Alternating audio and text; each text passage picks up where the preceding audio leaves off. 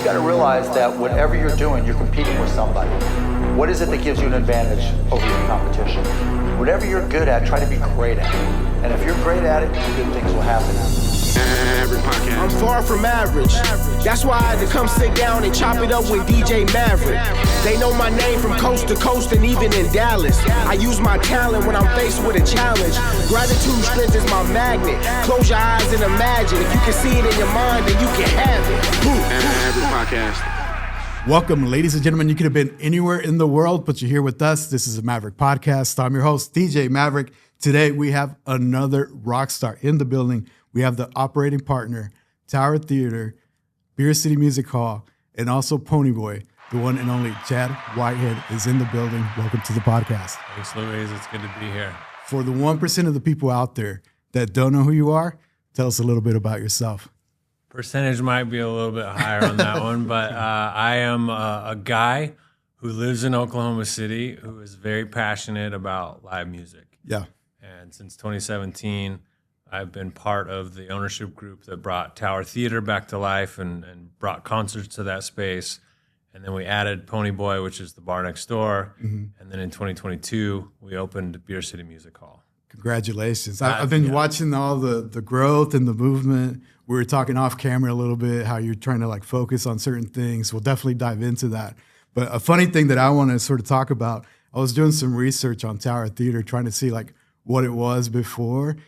There's some interesting things that kind of like molded to different things. I don't know if you want to share kind of the history behind Tower Theater. You know, Tower Theater has had many iterations of success and not success. Yep. It originally opened as a movie house in the 30s, in 1937, and it really found its heyday in the 50s. Still holds like a weird record for showing The Sound of Music for over a year straight. No way. Okay. It was when it came out, so that makes a little bit more sense. But of course, if you can picture back, that's on Route 66. People dress up in black suits and white and black ties and dresses and go to the movies. And that was the kind of movie house that Tower Theater was, just one screen. And they would sell, 800 tickets to that over and over and over. And then it had definitely a run for what I would, blaxploitation and kung fu movies. It had some serious business there, and that's the one we get the most I remember when kind of stories. Okay. And then it definitely had some time as a porno house. That's like most theaters do. I was hoping that you would bring that up. I didn't know how to bring that up. I don't know how successful they were or how you would even judge that. But yeah. And it did have some concerts in the 90s. I think famously a promoter put Slipknot into that room and double sold it. And the band refused to play because it's extremely dangerous for their fans. And so you can read the reports, the same things that, that are online now. But it kind of started a little bit of a riot down 23rd Street. Like just the crowd was upset. Crowd was not happy, and they took it to the streets to show their disapproval. And really, from the late 90s up until 2017, it was boarded up. Yeah, and it was an eyesore along 23rd Street. Okay. So how did you get involved with the music scene? You've always been into music, or how did it work out? I mean, I'm sure there's a story there. There's too many stories, but I live in the neighborhood right behind Tower Theater, and I watched the real estate renovations happening like everyone else in town. Got really excited. It had been such a blight on that block for so long. It was where you went to score jugs that came in with needles, and also hired sex workers, and so it was not a great part of town. Yeah. So it was really exciting when the real estate started to kick back over and really renovate the whole property. And then they found a tenant who was going to operate it as a concert venue, but they stalled out, and it sat there for a year. It had been renovated and was ready. The marquee was back and it was on, and no concerts. And at the time, my partner and I were just folks in the neighborhood who were so passionate for live music and were so frustrated that nothing was happening out of that space. And so we put together a pitch deck, and we got a meeting with the real estate guys. No way. And looking back, our pitch deck was wildly overdone. I think it was like 30-page pitch deck. It was way overkill. Yeah. But the meeting went really well. and we formed a partnership and started an operations company in 2017. Yeah. And somehow from the time of April to August of that year, we finished the property off, got it ready for concerts, which included, putting those terraces in on the floor. At the time, it was just a sloped floor, which would not be suitable for concerts for any adult. But yeah, we booked 20 shows that year. They weren't maybe the best posters for the wall, but coming into the year so late, it was just a miracle that we got 20 on the calendar. That takes a lot of guts and a lot of passion too, because I didn't know that you weren't involved initially. So you were just like in the neighborhood. You're like, hey, we got to do something. Like, what sort of motivated that decision? From an entrepreneurial standpoint, what motivated it was passion and commitment to Oklahoma City, and particularly to the community of Uptown. Which is that immediate neighborhood right around. And you have done concerts before? You had experience or what? Just enough to be dangerous. Okay. My partner was absolutely the backbone for all things production. Could bring in the right sound and lights for anything from a tiny funeral to a arena rock show. I mean, that was his real specialty. I had grown up more on the booking side and promotion side. I grew up in Salt Lake City, Utah. Okay. It's a very different concert scene. But that's where I grew up, falling in love with live music. And the first concert I ever promoted was in the student union at college. I think it was like a $8 ticket or something, and there were probably 5 bands on the bill. But I just was always learning and doing concerts, and then ran a small venue in Salt Lake City for a few years before the mortgage banking crisis in 2008, which really killed a lot of touring at that level, just because the price of gas was so expensive. So I had a lot of fun with it, but when I moved here in 2014, I did not expect to do anything in concerts. Why here of all places? You go Utah, OKC. I'm not seeing the connection there. I'm asking myself every day. My ex-wife was from Oklahoma City, so I have been visiting here since 1999. Got it. And we'd always, land at the airport, drive out to the far northwest corner of the city, and I think, hanging out at Chili's and Quail Springs Mall was like all I knew about Oklahoma City for like a decade. But when it came time to relocate, I just would see things that were starting to bubble up in Oklahoma City at the time, and I just believed that there was an opportunity here, and from a price point standpoint, I could still find a neighborhood that was walkable in a cool part of town. And that was something that really attracted me to Oklahoma City. And thankfully, I bought a house in 2016 because now I can't really never be able to afford that again in the cool part of town that I'm in. But so that was the real reason, was just family connections. We got divorced pretty promptly thereafter, and we joke about now how I've really made such a home here in Oklahoma City, even though I don't have any family here. Yeah, that's interesting though, because I mean, you came here and you've seen the evolution, right? So walk me through that first. You got the pitch, and like they're like, okay, we're gonna sign you on. What was that first concert? Do you remember? Like, did you start small and then start leveling up each concert, or what? Because of the timing of it, most concerts are booked 9 to 12 months in advance.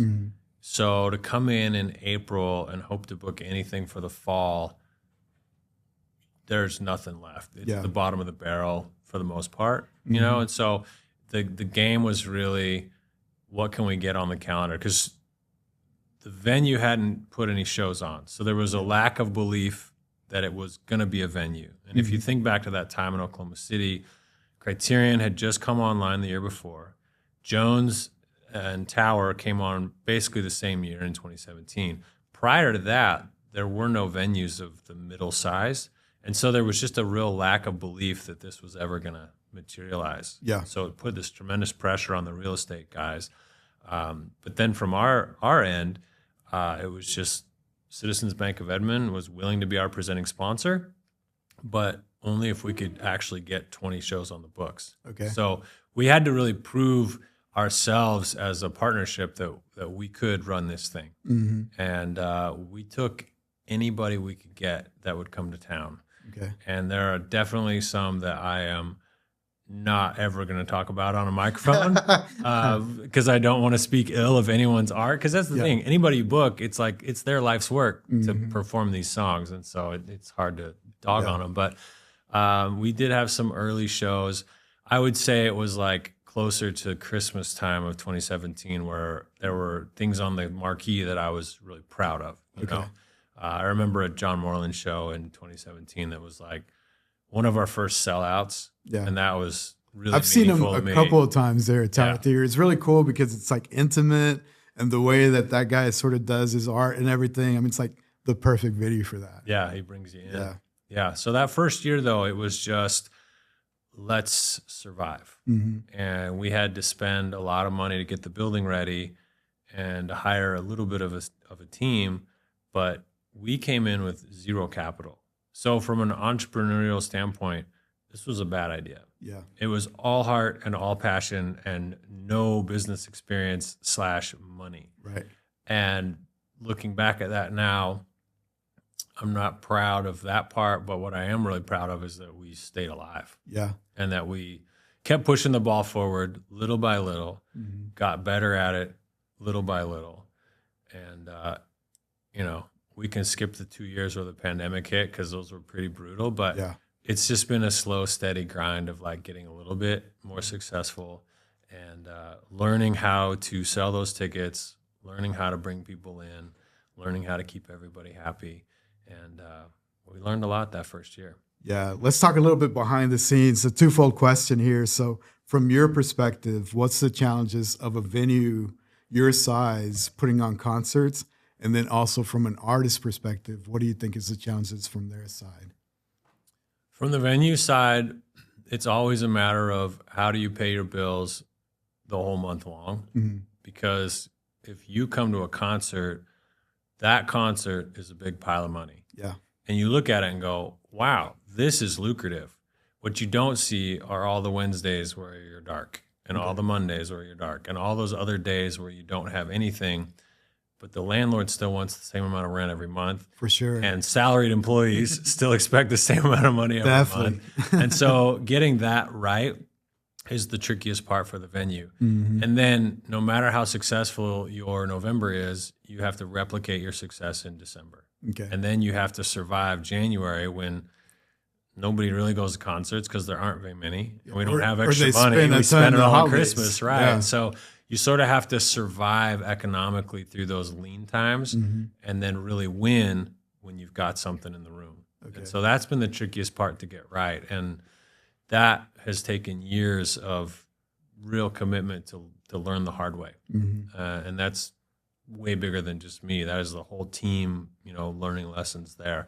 Yeah. I think from the artist standpoint, particularly nowadays, the biggest challenge is also economically making everything work out so that your tour is successful, not just from the sense of, hey, I stood on stage and got a lot of crowd engagement and had a really fun show. Right. That's fun, but it's your job when you're at that level. And you have employees that are full-time employees also. Artists have full-time employees, and they have to pay those bills and pay those salaries. And so the cost of touring has gone up quite a bit, from the tour bus to the cost of the gas that goes in the tour bus to the production. All that kind of stuff has gone up and up and up. Yeah. So I would say both sides are trying to navigate the economics. Okay. And when it works, everybody wins.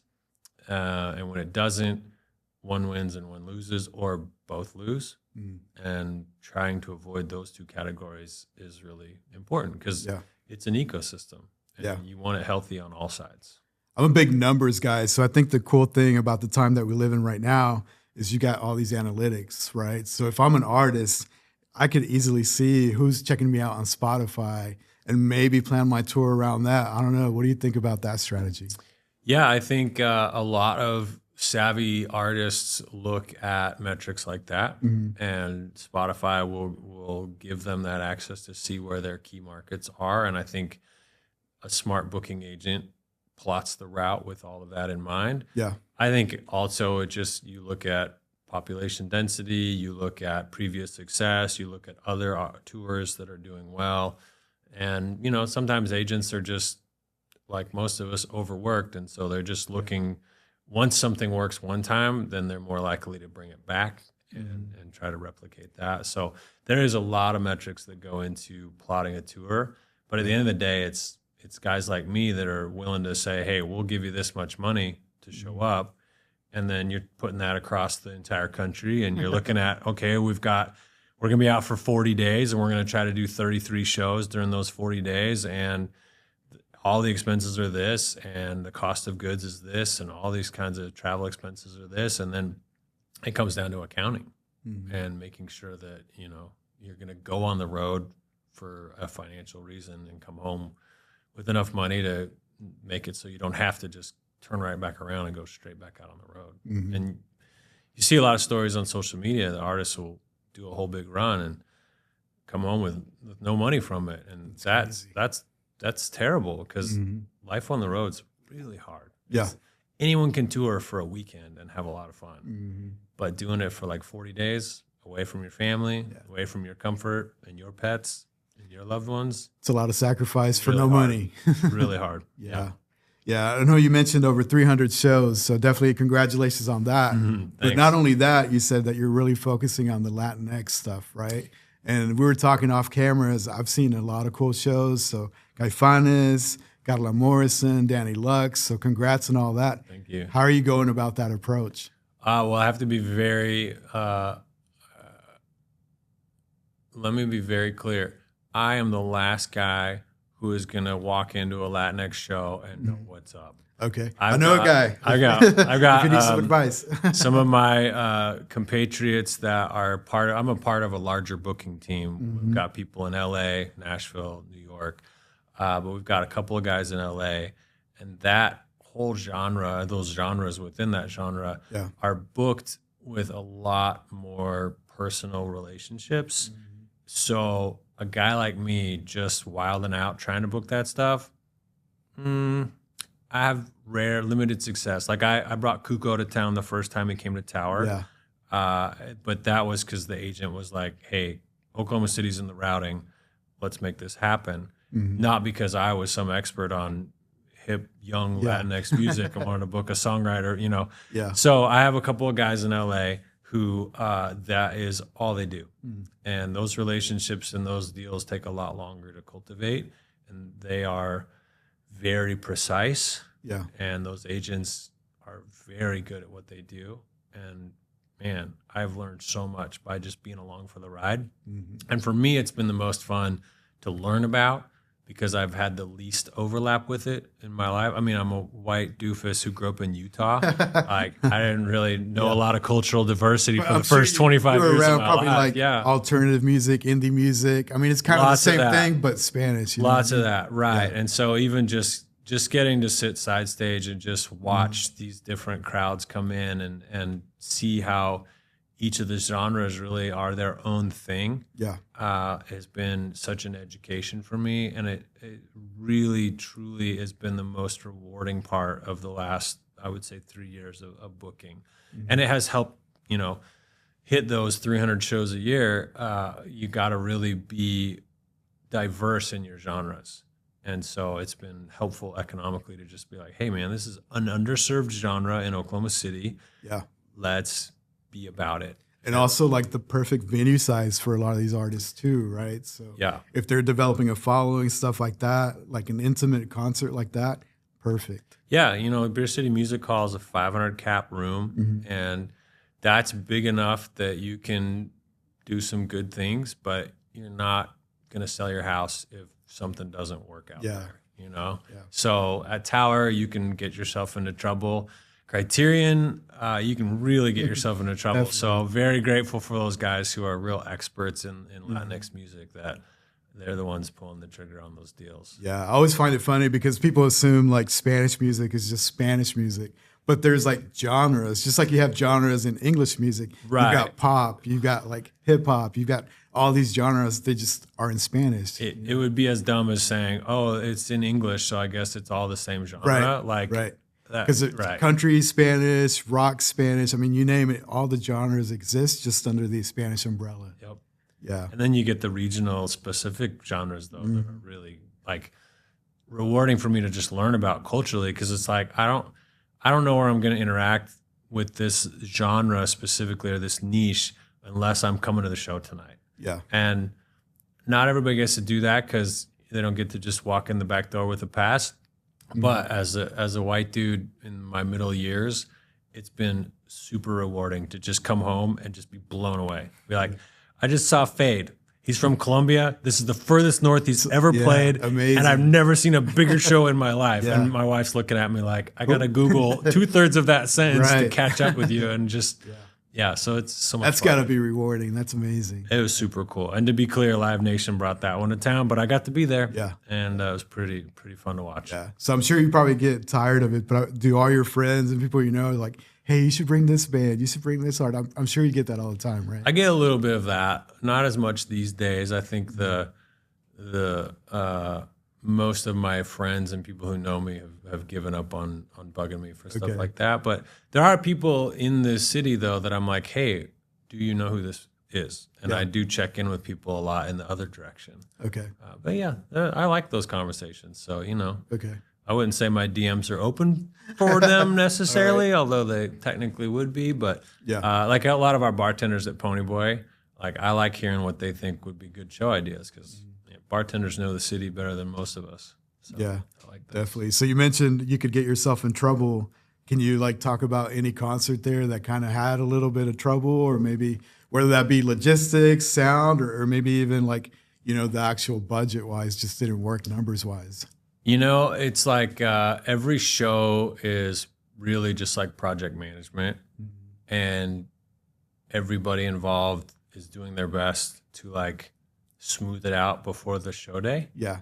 And multiple moving parts. I mean, you're talking about equipment, artists, schedules, Right. the worst variables ever. So right? it's kind of like planning a wedding, Yeah. and then going to the next town the next day and doing that wedding again, and then doing that wedding again. That's and, a great and point. Every chapel has a different setup and a different sound guy and a different expectation, and fans who have different hopes and dreams. So it is really tricky to have a stress-free, drama-free day. Yeah. And that is where the team that works at Tower in Beer City, and I would say I don't represent Criterion officially, but their team is incredible as well. Zoo Amphitheater team.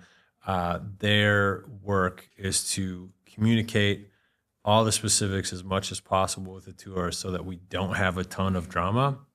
But sometimes it's like the most like minuscule detail. Like I remember Jim James came to Tower Theater back in 2018, and I was heartbroken because I was out of town. He's the lead singer for My Morning Jacket, and I was like, I'm a major fan, but he was not. I was out of town.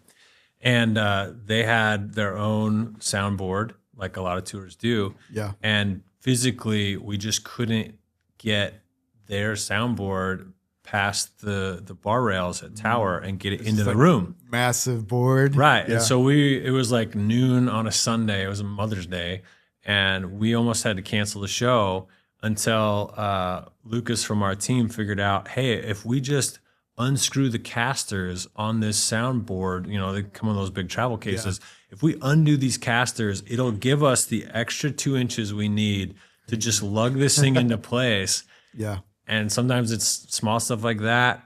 One time Layla Hathaway came to town, a lot of production, a lot of gear, and they had a real specific keyboard that was broken down. And we found like the one guy within 150 miles of Oklahoma City that fixes that specific keyboard. Yeah. And we got him out there on a Sunday afternoon, and like we didn't even have to hold doors. Like we still made it on time. So shout out to the incredible, talented people on our team, but then just the larger network of music industry professionals that are in Oklahoma City. Sometimes it's that. Sometimes it's an unruly fan that security has to deal with. A lot of times it's just the show didn't sell enough tickets. Yeah. So then the challenge is, how do we still make it feel good for everyone who's there? So every day is a different. Where does the challenge. onus fall though? Is that like on the artist, like promoting it, or you promoting it? Like, I think that the lines get blurred there, right? Yeah, I think most fans would assume that the artist is doing the marketing, but it's the venue that pays for the marketing for the most part and runs it through the artist's channels. So if you see a band that says, hey, I'm coming to Oklahoma City, blah, blah, blah, chances are the band just gave us permission to use their Facebook and Instagram, but it's our money that's being spent on those shows. Got it. So it's usually the onus is on the venue. I will say this just historically, if the show pops off and is a great success, it is the agent's success and not the venue's. But if it doesn't pop off, it's definitely the venue's fault. So you can't win even when you win. Somebody else kind of steals the credit, but that's okay. The venue exists to just be there, and we serve the community, and we host the tour for a day. And but our real relationship, hopefully, is with the city and with the fans who live here. Yeah. You always hear about the crazy riders. Do you have to deal with that? I only want brown M&Ms or something crazy. You have to deal with that or no? Yeah, I think the it's fun to dig through those. I would say 90% of them though feel pretty normal at this point. There's some really fun ones that will specifically put something weird in there just to see if you're reading it. Yeah, which is always fun. There's others that are like, hey, we all miss our dog, so if anyone on the crew has a friendly dog, please bring them by and let them say hi. A lot of nowadays the riders will say we're green friendly, and if it's legal for you to help us out there, please do. They sort of leave it a little vague, okay. So we get a lot of cannabis is on the rider nowadays, but for the most part it's not that crazy because it's inherently uncomfortable to be on tour. And these are, at the end of the day, somebody's creature comfort. Yeah. And it's not all the lead singer. The lead singer doesn't want 9,000 things on the rider. But if there's 40 people on that crew and each of them want a couple of things, and you just get it as a list, that adds it up. looks bonkers. But when you break it down and be like, oh, well, actually, Joe just really likes this beef jerky and it reminds him of home, and it makes so that Joe isn't a big grumpy bear all day long. So let's get that beef jerky there every day. And so it's when you kind of pull back the curtain and remember that everyone's human, it's not so bad. Yeah, that makes sense. So how would you describe the different venues for people that aren't familiar? How would you describe what each venue, what makes them different, what makes them special? Yeah, so Ponyboy functions mostly as a bar next door to Tower. We do a lot of DJs on the weekends, and we do some other programming. We do a couple of concerts there, but not too much. But it's small, 100 people, nothing big. Then you go up to Beer City Music Hall, which is a 500 cap. And when we built Beer City Music Hall, we really saw an opportunity to say, we could start with these bands earlier, get them into the market when the price point is a lot less risky. And then we've got much more data and relationship with these artists to hopefully bring them back to Tower a couple years later. Yeah. So that was our impetus to starting. And there's not a ton of that sized venues in Oklahoma City, so that we saw an opportunity in the marketplace. And then you bump up to Tower Theater, which is 1,000 cap.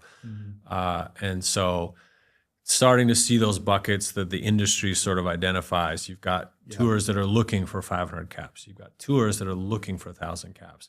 And then our parent company, which bought into those venues, also bought into Criterion, which is 3,500.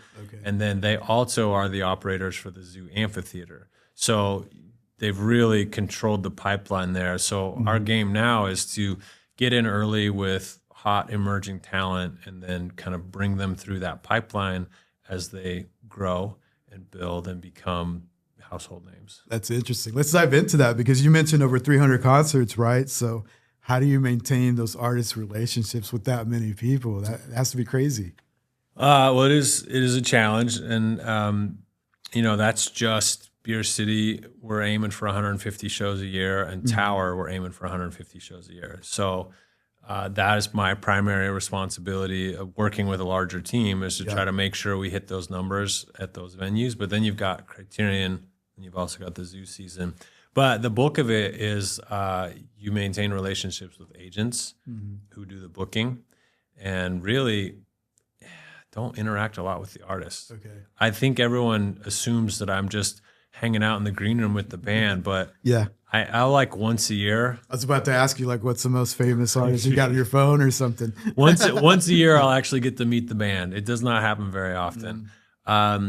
Last summer, I got to spend. It was probably before that.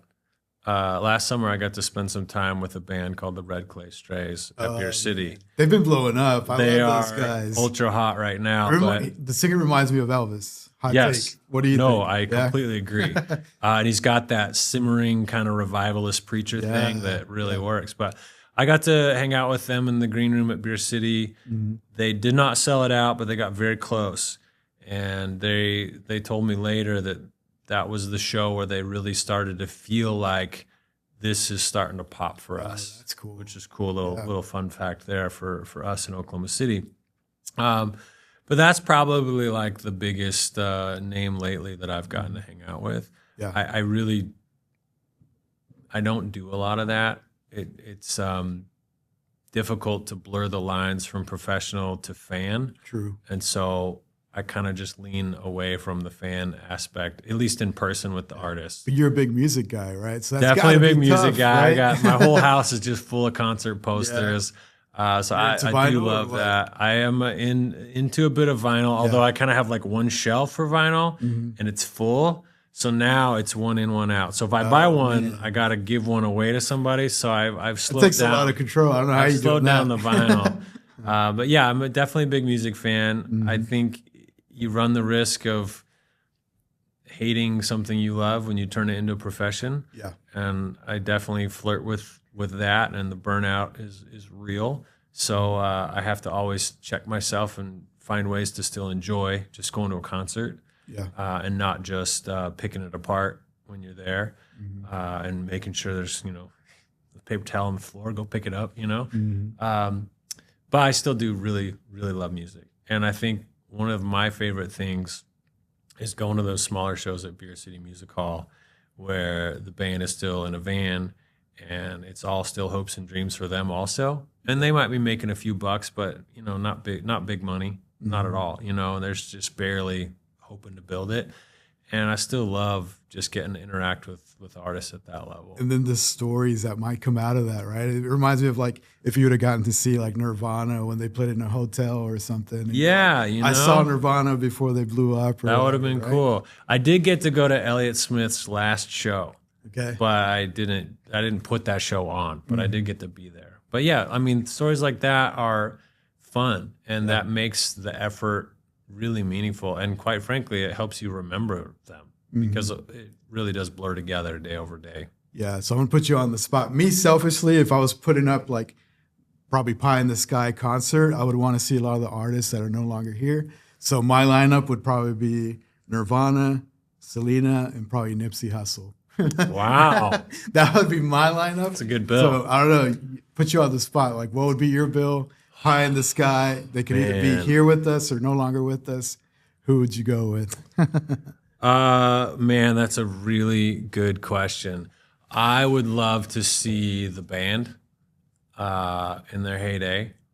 And if I could get Sharon Jones and the Dap Kings to open that show, That would be cool. I'd be a pretty happy guy. I got to see her before she had cancer, and then I got to see her during her cancer, and both are still a couple of the greatest shows I've ever seen in my life. Yeah. So any bill I would put together like that would have to involve Sharon Jones and the Dap Kings, which is not a massive name, but real fans will know who she was. Yeah.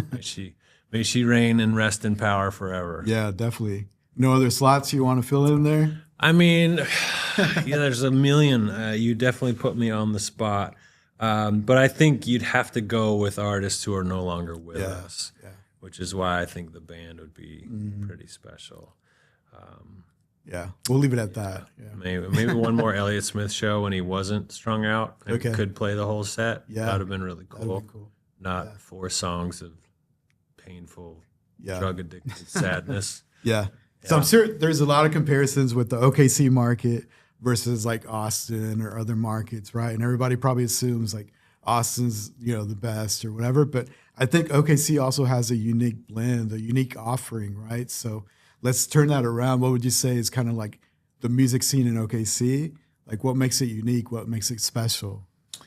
I think let's just be honest about it.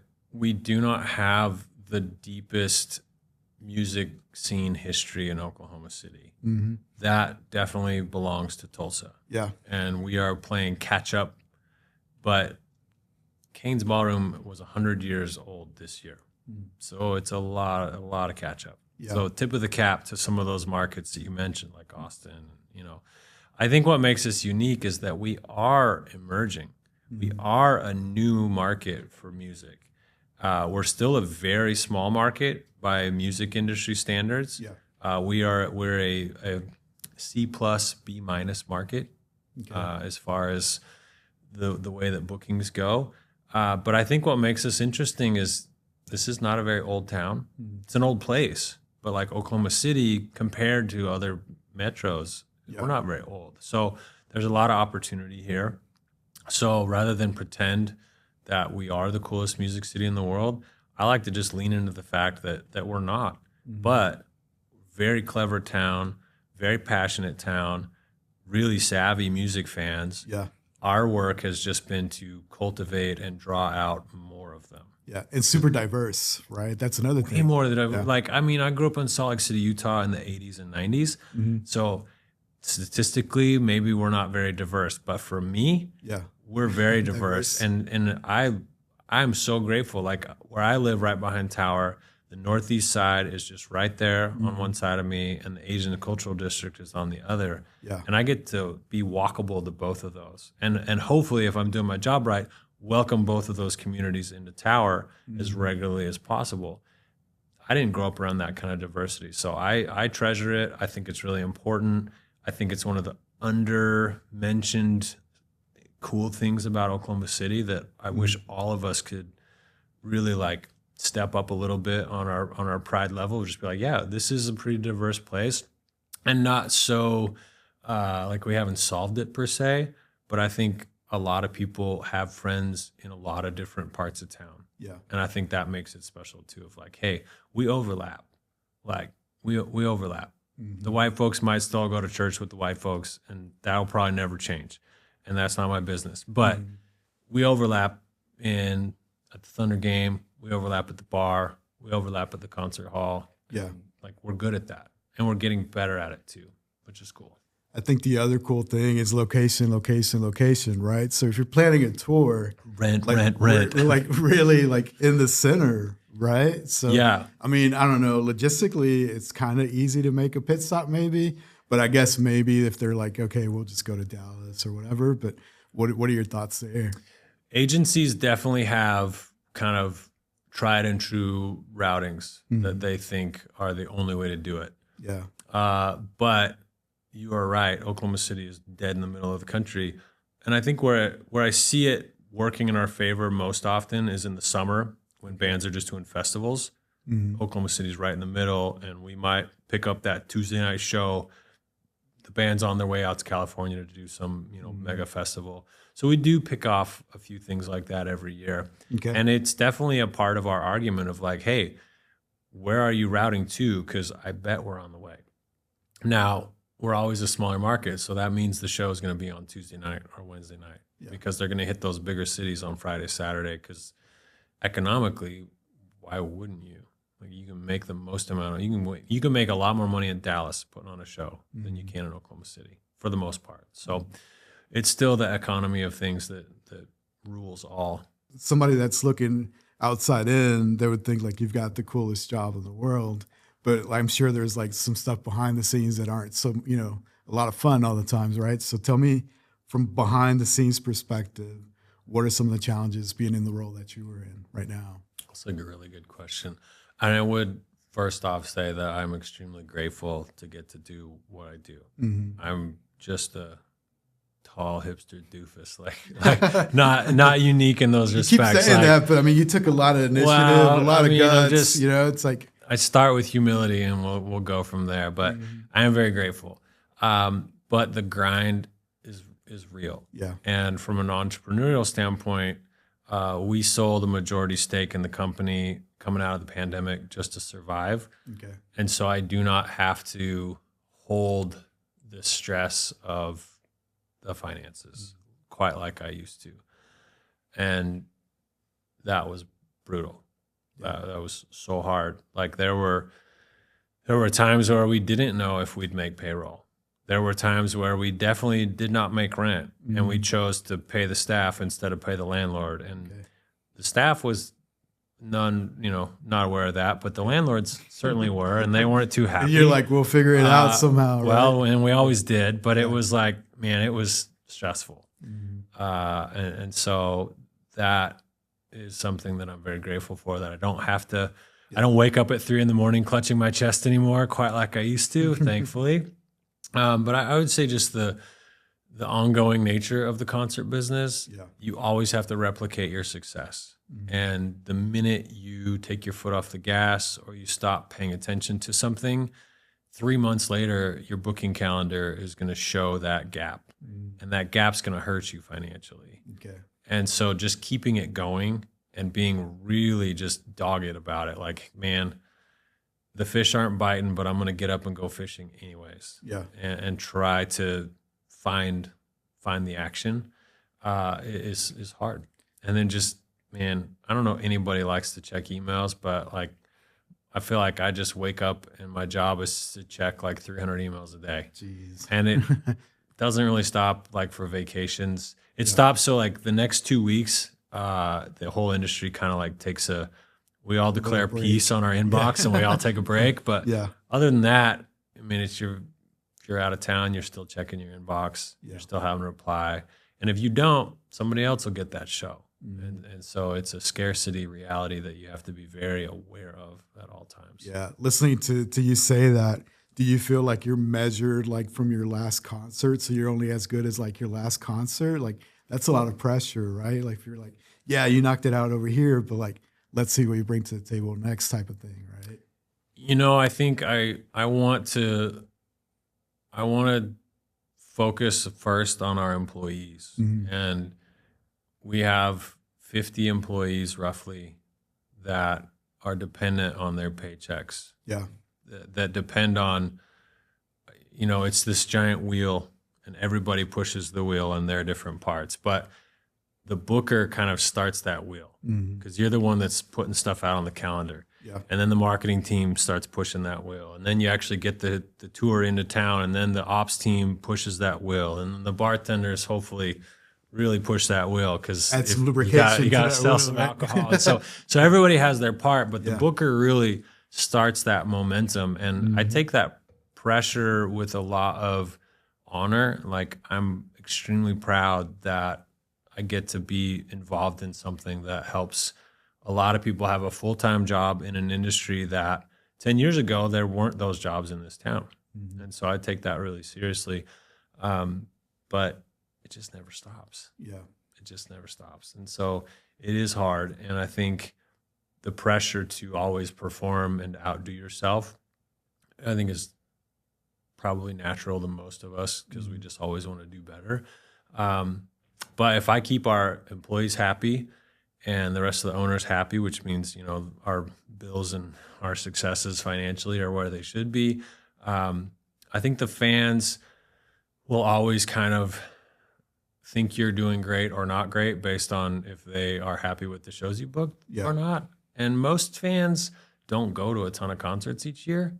The average fan goes to one concert a year. No way. And so if you I've got a problem then. Well, you're just an above average fan, but you do see a lot of stuff on socials where it's like people gripe about what the venue does or doesn't do.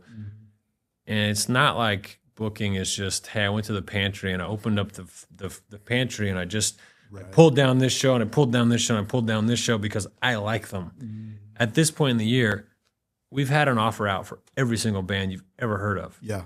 And they're not coming to town for either geographic reasons or economic reasons or whatever. You can't make someone come to town. There's a lot of reasons why a super progressive trans artist might not even want to think about coming to a place like Oklahoma City because if you've never been here and you don't have any relationships here, you're only judging this town off of the headlines, and those aren't usually very good in a lot of respects. And so there's a lot of reasons why places or tours won't come here or why they won't come right away. Some agents just don't care. They don't book artists who play in small cities. They only do, the big 15 cities in America, and then they spend the rest of the time abroad or wherever. And you picked that agent because that's what you thought your band was going to do the best at also. And so there's just so many reasons why it doesn't work out. Sometimes it's like, hey, this is the coolest show I could ever do, and we're booked that night, so it's not going to happen. And the show went to Tulsa, or the show went to Dallas, or whatever. That's an interesting point with the outside factors, right? Because we were talking before we started. That's kind of why I started the pod too, because I wanted to highlight cool people around the city, because a lot of people hear Oklahoma and they don't really think a whole lot, right? So it's been cool to see the innovation, especially with the Thunder, everything, the growth that's happening in the city. But I don't know, what do you feel as far as like opportunities and growth from the city here? Does it feel like we've got momentum? We're going to carry that forward? What does it feel like to you? I think in the concert space, Oklahoma City has an incredible amount of momentum. And I think that's because we've just got this machine in place now that is just hammering the industry to bring shows to Oklahoma City. From Beer City Music Hall all the way up to Zoo Amphitheater, there's a lot of people pushing on that all day, every day, from all across the country. And that's gonna result in more and better concerts for Oklahoma City. And as we slowly win that game, it's just going to get better and better. And we have to get better at selling those tickets too, because, man, every time it's like, hey, here's a recap from this awesome show, there's always that one commenter that's like, I didn't know this was coming to town. And then it just like breaks your heart. So it's like, it will continue to grow. But I feel like the hard work has happened because we had no venues. And then Criterion came online, Jones Assembly came online, Tower, Beer City. There will be others. There are Resonant Head on the south side, super cool, 200 cap, little indie room that's just absolutely killing it, but still facing the same challenges of like starting off as a new venue. I think zooming out, looking at the city, I personally feel like the city has a ton of momentum. I think the pandemic really hurt us. I think before the pandemic, we were a town that had just gotten to the point where you could find something to do every night of the week. True. And now, post-pandemic, we are back into a weekend mindset, and those numbers are back to normal. But good luck finding a bar that's even open on Mondays or Tuesdays. Like a lot of bars are just, Wednesday, Thursday, Friday, Saturday, limited hours. I see that in retail a lot. So there's still a lot of things that hurt us from the pandemic, but a lot of young people moving to Oklahoma City. There's jobs here. I don't know if we're affordable to live here anymore like we used to. I think that's going to hurt us. Changing. And so hopefully we can curb that, especially in housing. But I'm very bullish on Oklahoma City. I'm not sure about our statewide politic. I think that is probably for a different podcast. And I could go deep on that one, but we'll save that for the next time. I'm very I wouldn't live here if I didn't believe in it. I'm not just an evangelist for Oklahoma City. Like I'm a convert first. And now I get to spend my day on my phone and on my inbox trying to convince agents and artists who've never been here that this town is going to surprise you and you're going to have a good time. And we're going to make sure you make the money you need to make, and you're going to eat good and be a little surprised and hopefully wanting to come back. Yeah, I think even from a venue perspective with social media and technology, you probably get feedback almost instantaneous, right? So sure. do you like participate and watch those comments and stuff? Because I'm sure before, back in the day, you threw a concert and if it was full, you're like, oh, I killed it or whatever, right? But you never truly knew what was the experience like for that, concert goer. Yeah. What are your thoughts on that with the time we live in right now? It's like instant feedback. Right? I know. My personal code that I've stuck with for a long time is I don't ever want to post anything where I then start wondering about what the replies are going to be to the thing that I posted. Okay. And that is just because personally, I will waste that whole evening just thinking about the thing that I'm not even doing. I'm thinking about what might be happening. So I don't have bandwidth for that in my life anymore. So I try really hard not to get involved. But we do see everything on socials. We have an incredible marketing manager who's like, 2 minutes ago, boom, this happened. I'm just like, how did you find this so fast? So we monitor all that kind of stuff, and there's definitely like PR things where you do have to possibly jump in. Sure. But for the most part, I think if you're explaining, you're losing, and so I think it's better to just do the job and make sure you're doing right by our employees.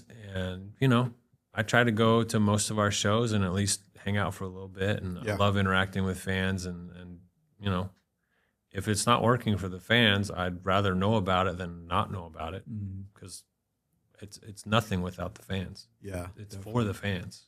Definitely. One of the things I always ask my guests, if I pull up your playlist, who am I going to find on your playlist? So you being definitely like living music. Oh man, what's on your playlist? And don't worry, nobody's watching. My Spotify Wrapped is a train wreck because I have a 13-year-old. Okay. This year though, Spotify Wrapped didn't really hit. I don't know. Like, well, I think everyone's kind of like, figured out that we don't like Spotify because of how poorly they pay artists. So I think it's like less popular to post your Wrapped. Maybe, I don't know.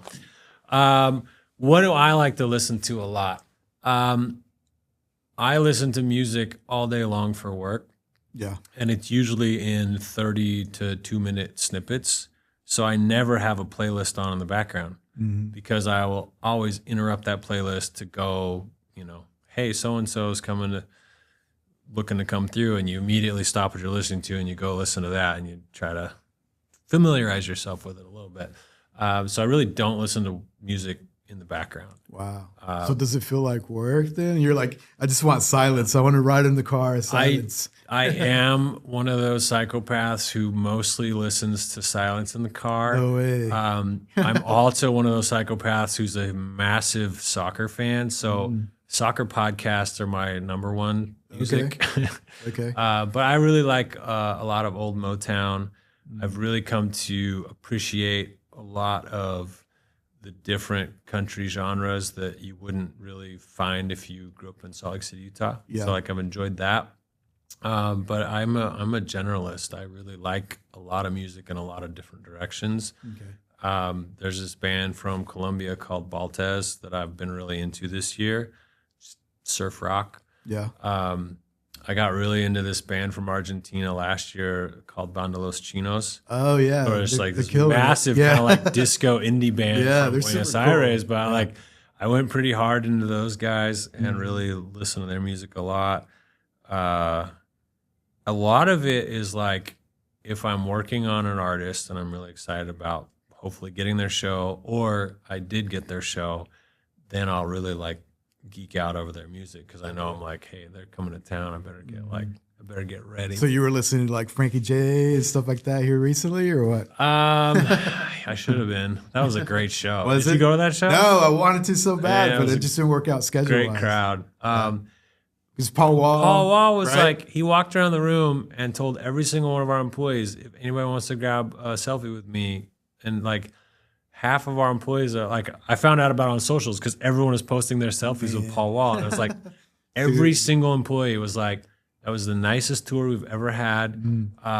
Hip hop can be a little rough on the venue staff sometimes. And they were like, man, these guys were class from A to Z. It was one of the best shows we've Shout out posted. Paul Wall, the people's champ, right? He says it himself. Oh, it was a really good shot. I would really like to have him back someday because the tour really impressed us. The crowd was great.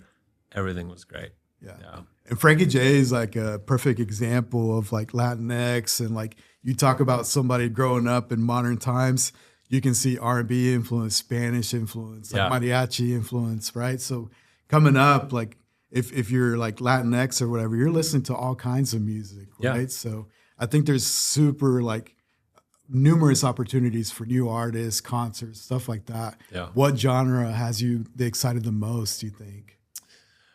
So I've always liked indie music, so I think that's always anything within that is like a sweet spot for me. This last year, jam is a lot of people's least favorite genre and some people's most favorite. But I have tried to find a lot of jam adjacent stuff, like jamgrass, which is like the hybrid between bluegrass and jam.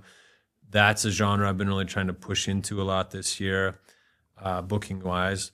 I would really like to have a lot more R&B on the calendar at Tower. Cool. Yeah. I mean, from the young to the old, but that's been a tricky one to pin down over the years. So I'd like more of that.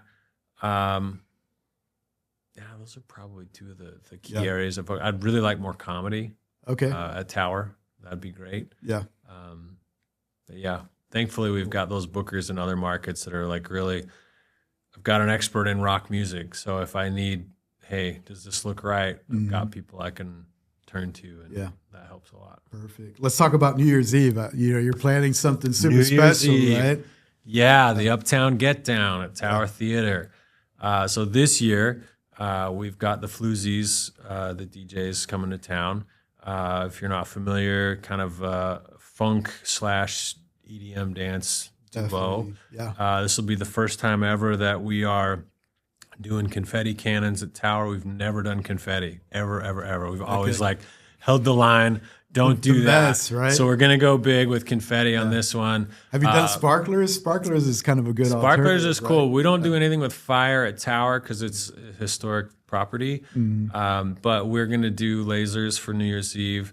And it's been a while since we've done like a full laser show at Tower. So the Floozies, but then the opening DJs are Gold Lincoln, Rick Float, Avo, kind of some of your very prominent local DJs in Oklahoma City, and then Lit Bite will be on as well. And then if you've been at Tower before, you know that it connects directly to Ponyboy. Yeah. The Era drag troupe will be putting on a drag show at Ponyboy that whole night. So it's like one ticket for everything. That's available at towertheaterokc.com. The prices, like most things for New Year's Eve, it just kind of creeps up little by little. So the sooner you get your tickets, the better. You save yourself some money.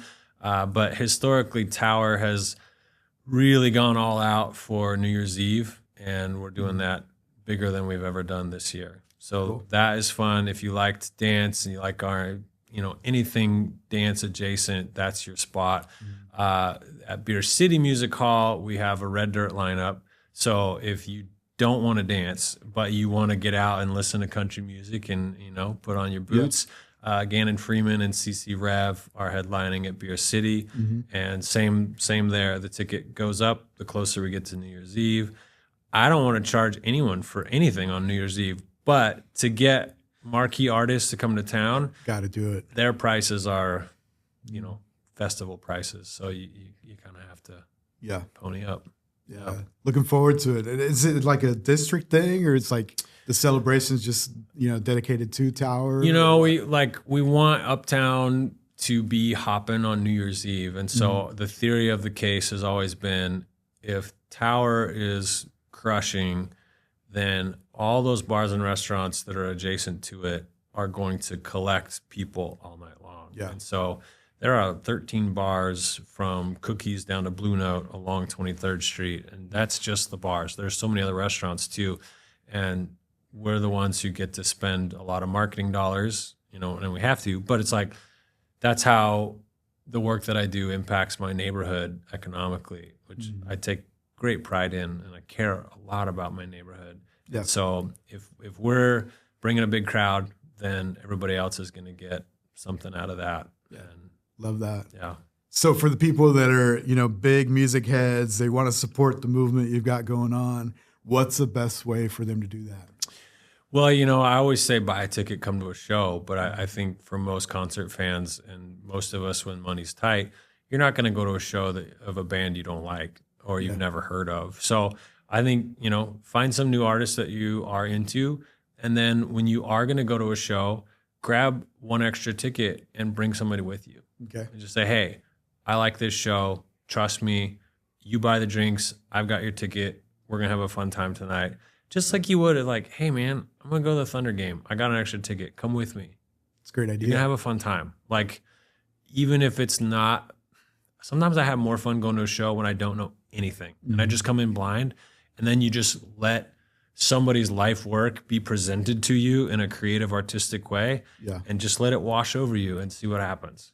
I will refund your money if you don't agree with me. Like if you had a miserable time, let me know, because I always will believe that live music is going to win, because this is my stump speech, but we're in a world and in a society where we're pretty divided, and we don't overlap in our communities much. As we go to church, statistically less and less, there's not very many places where we overlap anymore. True. Concerts and sports are two of the last places where we can still, interact with people who aren't exactly like us. Yeah. And that's really vital to a community. And even in sports, it kind of be Still be divided. If you're doing right? it right, it's divided. Yeah. Yeah. So music is like the universal language. I love that. Bro. Pure. Yeah. It can be. I hope it is. That's what we try.